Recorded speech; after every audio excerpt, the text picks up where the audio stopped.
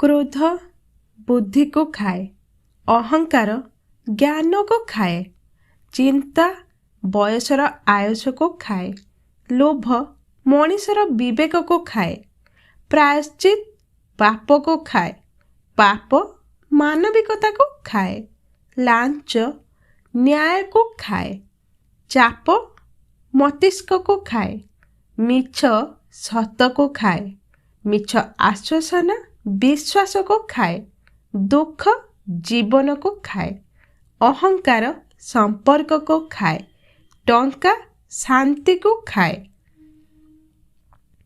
समयठू जितिबा किंबा हारी पारिबा नाही, एहाठारु केवल शिखा जाई पारिबो। काहाको चिन्हिबा पाई ताकू खोला छाड़ी दियो, कारण जी तुमर से फेरिबा पाई केबे बाट हुड़िबो नाही। कुहाଯାଏ जे जणे महिलांक बयस एवं पुरुषर रोजगार केबे पचारिबा उचित नुहे।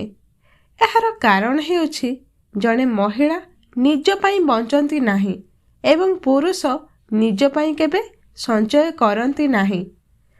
सर्वदा निजको अधिक गुरुत्व दियो, कारण जदि तुमे अन्य माननको गुरुत्व दियो तेबे तुमर आत्मसम्मान हराइब। धन्यवाद। जय जगन्नाथ।